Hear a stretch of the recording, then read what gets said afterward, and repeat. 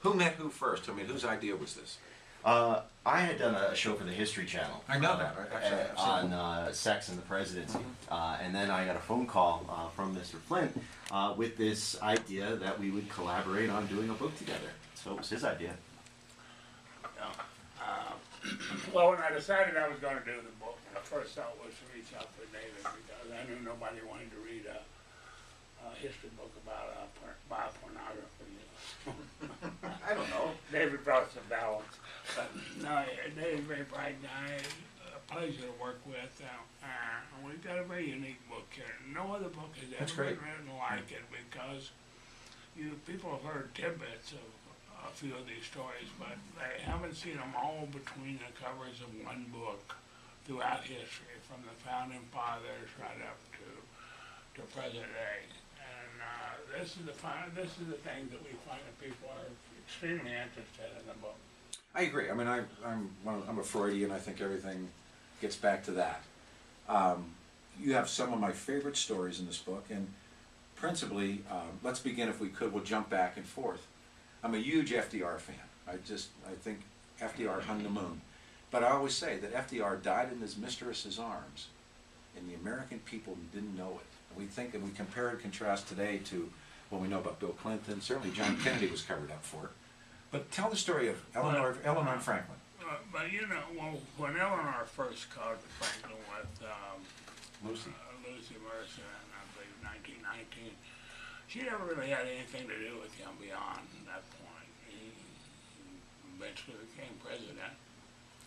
And, of course, he was stricken with polio. And I think the interesting part of what I took from Franklin and Eleanor was, let's speak of him first. She had a totally separate, different life, but I don't think he could have ever got us through the Depression and through World War II had it not been for Lucy Mercer and for Missy. He was surrounded by some very strong women when he was in the White House. Now, I don't know if these relationships were platonic or physical, but it doesn't matter. The bond can still be just as strong. But it's what he needed to give him the strength and the courage that he needed.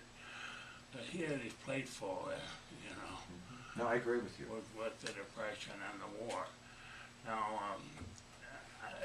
I'll let David tell the Eleanor story. Well, the Eleanor story is fascinating because Eleanor catches Franklin in this affair with Lucy Mercer in 1919. Lucy Mercer, her social secretary. And his is after he's Navy secretary. He's a wealthy man in his own right. That's right, and he's an up-and-coming star. A powerful mother. And she gives him, an ultimatum. We can just cut this, this marriage, or you can stick with me and never see Lucy Mercer again, and never share a bed with me. And he takes that offer. He sticks with Eleanor. But Eleanor goes off on her own odyssey in which she develops these lesbian relationships.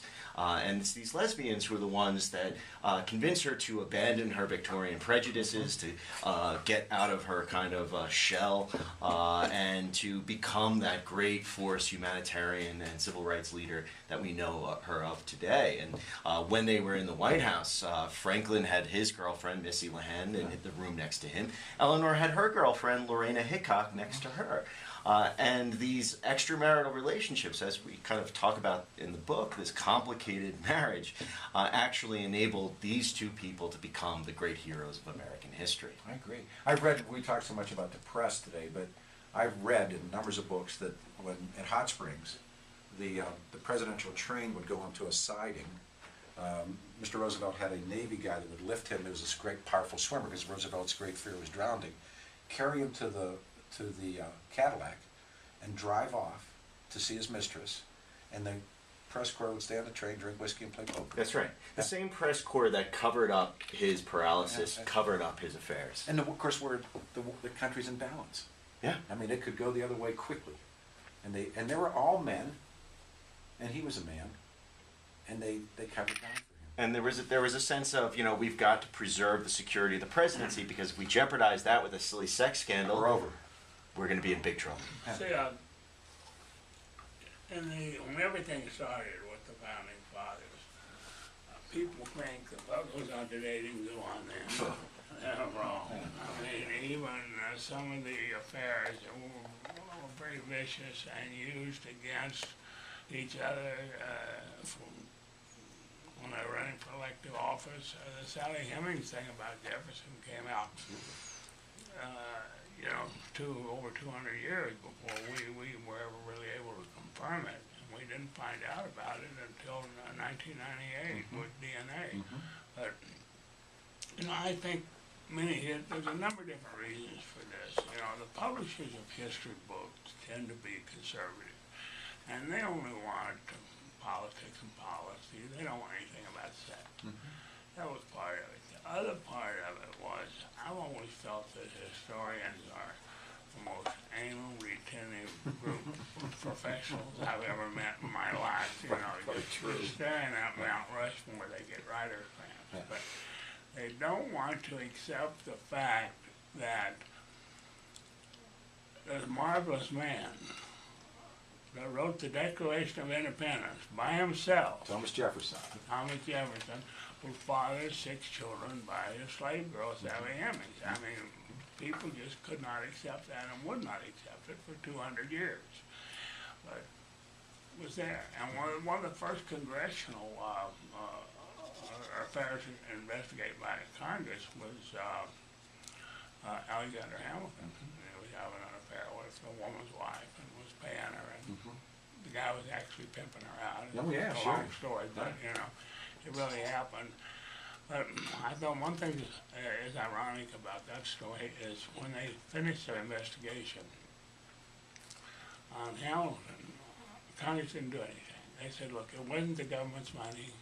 You were sort of duped into this thing. And so they just forgot it. I'm not sure today if they would forget it. Well, you guys make a great case on Dr. Franklin. I mean, who's more prolific than Benjamin Franklin? Yeah. All the stories about the books and things about Ben Franklin and the Earl of Sandwich. Yeah. That stuff's great. Well, with Ben Franklin, it kind of gets the heart of the book. The point of the book is that, we're just talking about how he was a womanizer, how he had these affairs. We talked about how the affairs he had when he was sent by the Continental Congress to France, the beginning of the Revolutionary War, enabled him, because he was ingratiating himself with these high-level and elite French ladies, to appeal to the French government to get them to side with the rebels, the revolutionaries, against Britain. So the argument we make in the book is that far from being just purely private and personal, the sex lives of our leaders have had an impact on the political history of America. Oh, absolutely. I mean, the Woodrow Wilson moment is perhaps one of the more defining. When this Don't Ask, Don't Tell issue come up recently, it made me think about a story that put it this way in the book, which Dave was talking about Franklin. He met this gentleman in France who was obviously gay, and he had fought in several armies in Europe, and he really wanted to come to America and fight with General Washington. And so Franklin forgot all about his past and wrote him a letter of recommendation to Washington. So he goes to the States, and he didn't realize that Washington had such a ragtag army, and he wasn't winning any battles at this particular time. So he thought maybe if he could train them, with their spirits, then maybe, they could do okay. And so he became Washington's right-hand man. And after the war, he bought a small farm in southern New York and lived out his life with his partner. But now this guy was gay.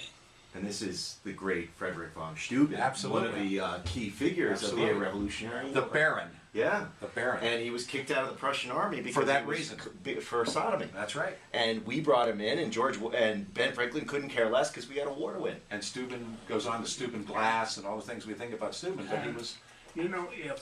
Franklin is probably the most important of all the founding fathers, because had he not been able to get the French's financial support or other support, we would have never won I totally agree. the Revolutionary War. But Franklin was able to do that. He was able to pull it off. As a matter of fact, when he left France, they had a deficit.